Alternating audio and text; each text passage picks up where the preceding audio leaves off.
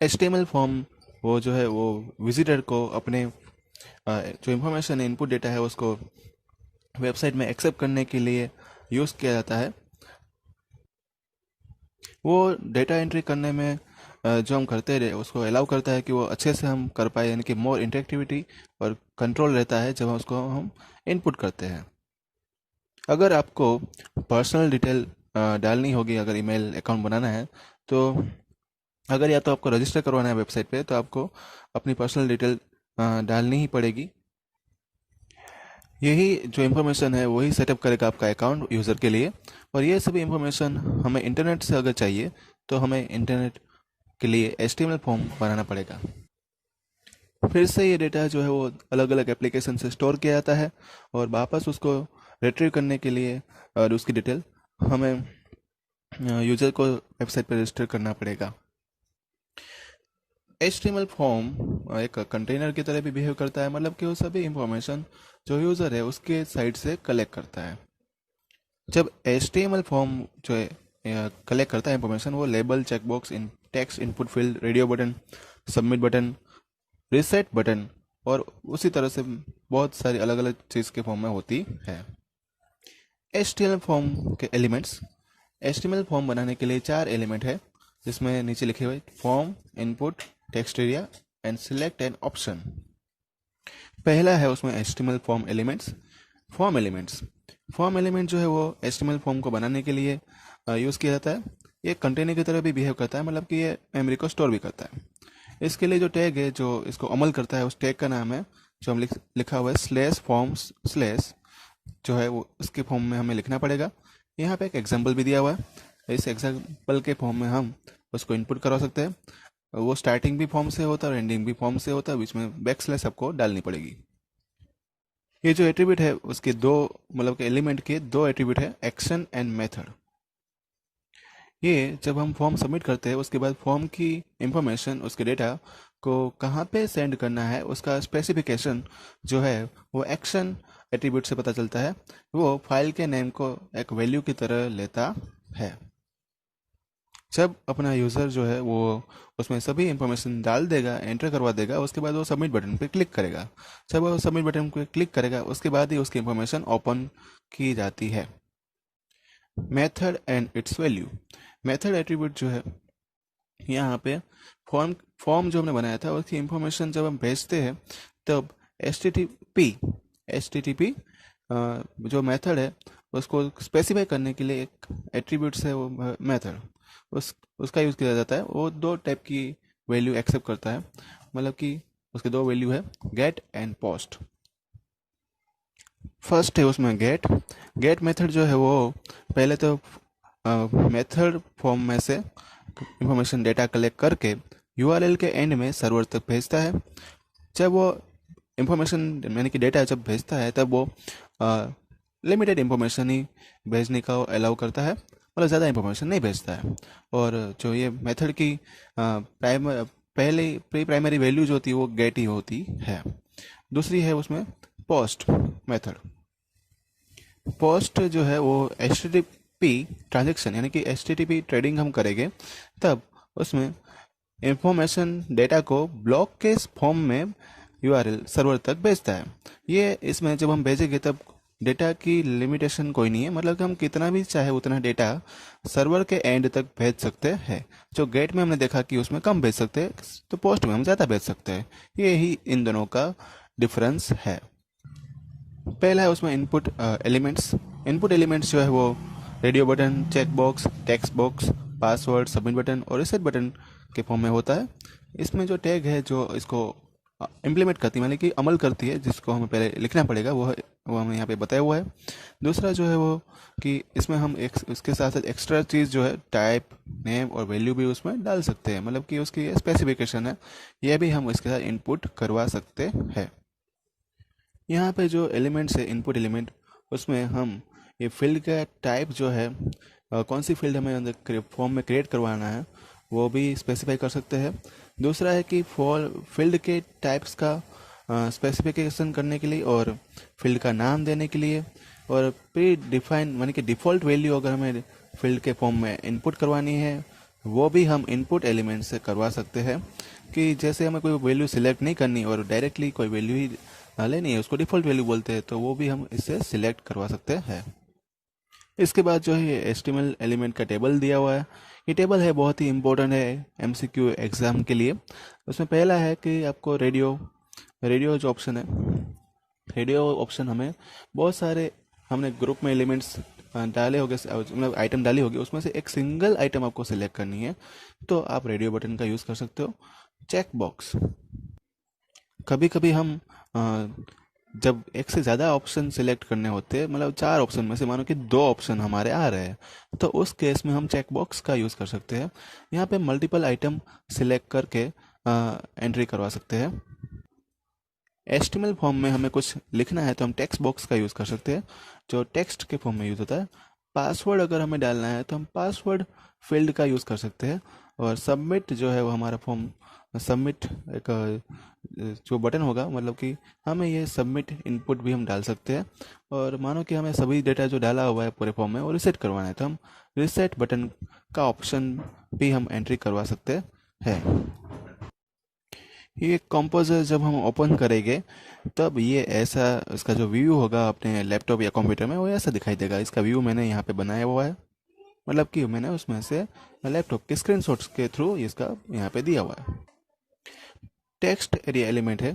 Text area element हमें बहुत सारी लाइन या तो एक से ज़्यादा लाइन जब हमें डालनी हो, जैसे कि हमें किसी का एड्रेस डालना है, कमेंट डालनी है, रिपोर्ट लिखना है, लॉन्ग डिस्क्रिप्शन लिखना है, तब हमें बहुत ज़्यादा लाइन चाहिए लिखने के लिए, तो हमें टेक्स्ट एरिया जो एलिमेंट है उसका हम यूज़ करेंगे।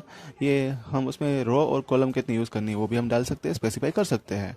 और इससे हम नंबर सेट करके और रो का नंबर सेट करके इसको विजिबल कर सकते हैं। और स्क्रॉलिंग डाउन ऑप्शन भी अपने आप उसमें देखने को मिलेगा, मतलब आप इसमें स्क्रॉल भी कर पाएंगे। ये अच्छा एलिमेंट है एड्रेस इनपुट करवाने का।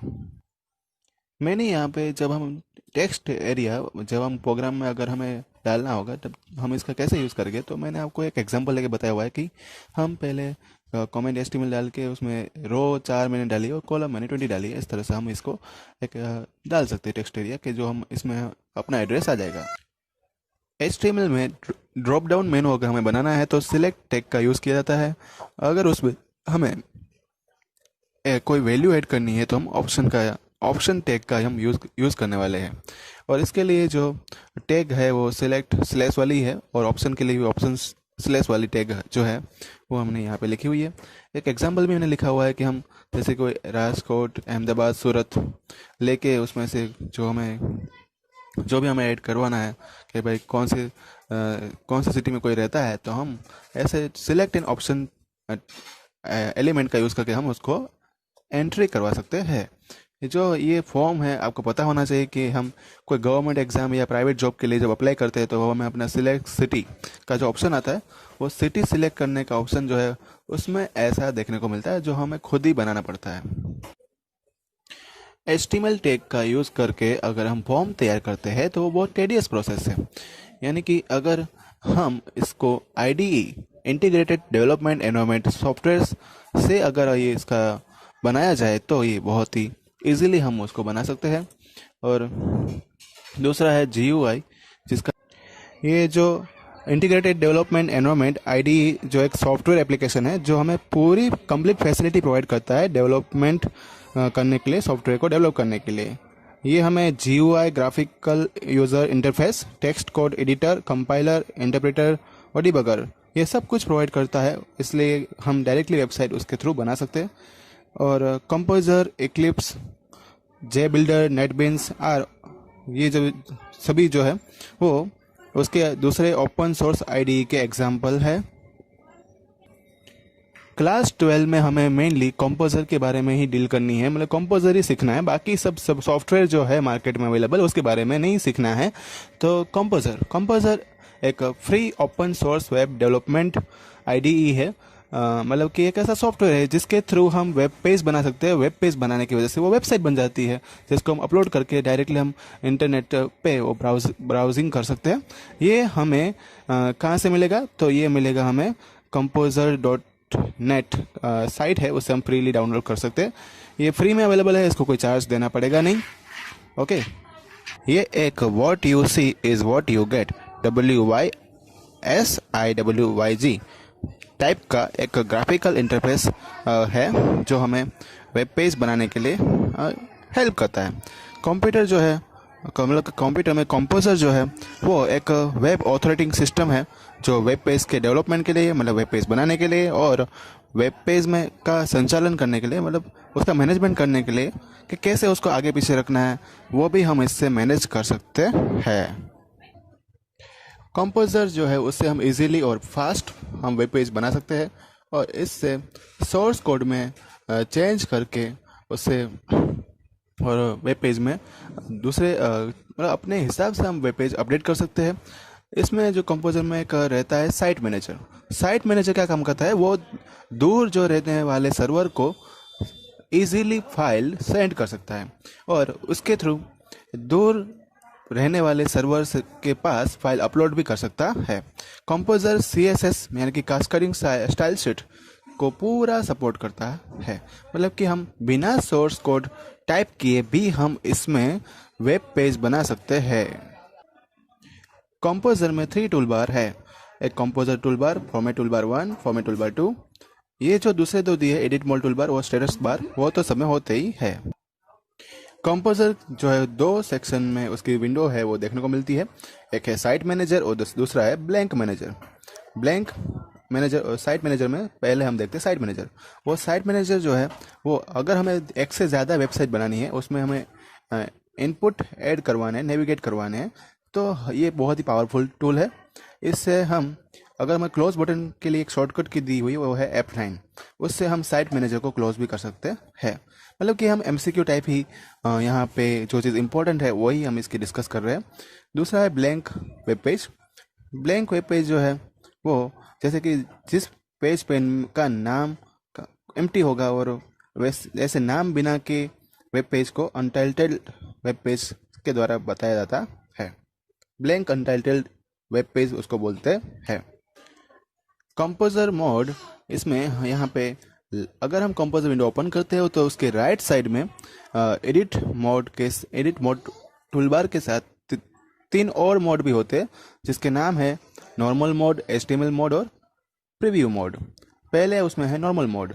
ये नॉर्मल मोड जो है वो प्रीव्यू मोड के जैसा ही है और इसको हम इसकी जो टेबल आउटलाइन है वो देखने को विजिबल होती है। HTML टैग मोड जो दूसरा वाला है वो हम जो इसके साथ फैमिलियर होता है, मतलब जिसको HTML लैंग्वेज आती है उसके लिए ये मोड बहुत ही उपयोगी है। ये सभी टैग के स्टार्टिंग में येलो निशान के द्वारा, येलो सिंबल के द्वारा, येलो मार्कर जो होते हैं उससे ये बताता है कि वो स्टार्टिंग टैग है जो येलो मार्कर से हम बता सकते हैं। उसके ऊपर हम क्लिक करते हैं तो ये पूरा एलिमेंट हाईलाइट हो जाता है। प्रीव्यू मोड, ये जो प्रीव्यू मोड है वो हम एक कि हम जब वेब ब्राउज़र ओपन करेंगे तब वो कैसा दिखाई देगा, वो प्रीव्यू मोड है। जिससे हम कोई भी वेबसाइट, जैसे हम अभी हम कंपोजर में काम कर रहे हैं, मानो कि हमने वो वेबसाइट का पेज बना दिया, तो वो ब्राउज़र में प्रीव्यू मोड जो है उसके अंदर हम स्क्रिप्ट का कोई ऑथोरिटी वो फॉलो नहीं करता है और ना ही वो कोई एक्सेप्ट लिंक, मतलब लिंक को कोई एक्सेप्ट करता है, क्योंकि हमें पता है जब एक बार पेज बन गया तो पेज बनने के बाद, मतलब कि पेज बन गया उसके बाद कोई भी लिंक हम ऐड नहीं करवा सकते, ना कोई स्क्रिप्ट हम अंदर डाल सकते हैं। एक पहले हमें वेब पेज बनाना होता है, उसके बाद उसको अपलोड करना होता है, उसके बाद ही हम वेब ब्राउज़र में ओपन करते हैं जब कोई भी कस्टमर या यूज़र है उसको देख सकता है। मतलब पेज बन गया उसके बाद हमने कुछ भी नहीं करवा सकते, वो सीधी बात है। कंपोजर के लेफ्ट साइड में 3 सेक्शन जो देखने को मिलते हैं, जो पेज पैन होते हैं, वो उसमें उसके हम डिस्कस करने वाले हैं। उसमें पहले है design split and source tab. पहला है उसमें डिज़ाइन टैब। ये वेबसाइट के पेज डिज़ाइन करने के लिए उसका यूज़ होता है। स्प्लिट टैब जो है वो HTML सोर्स, मतलब कि स्प्लिट अलग अलग विभाग, अलग अलग सेक्शन में उसको बताता है। सोर्स टैब जो है वो सभी अपनी इंफॉर्मेशन जो है उसको सभी इंफॉर्मेशन को बताता है और उसके लिए पूरा हम उसमें सोर्स कोड में एडिट करना है, मतलब एक बार पेज बन गया तो उसमें फिर से कुछ चेंज करना है, उसके बाद फिर से अपलोड करना है, तो सोर्स टैब के द्वारा हम डायरेक्टली उसमें एडिट कर सकते हैं। एक्स्ट्रा फैसिलिटीज इन कंपोजर, जो हम कंपोजर ओपन करते हैं तो उसके नीचे वाले भाग में एक स्टेटस बार देखने को मिलता है। जब इसमें हम क्लिक करते हैं तो पूरे जो उसका स्ट्रक्चर है वो स्ट्रक्चर हम इसमें देख सकते हैं। और दूसरा है कि हम वेब URL index.html टाइप करके भी हम वेबसाइट क्रिएट कर सकते हैं। और अगर हमें वेबसाइट को कलेक्ट करना है तो उसके लिए एक एक्सटेंशन है जो है वो .htm या तो .html है।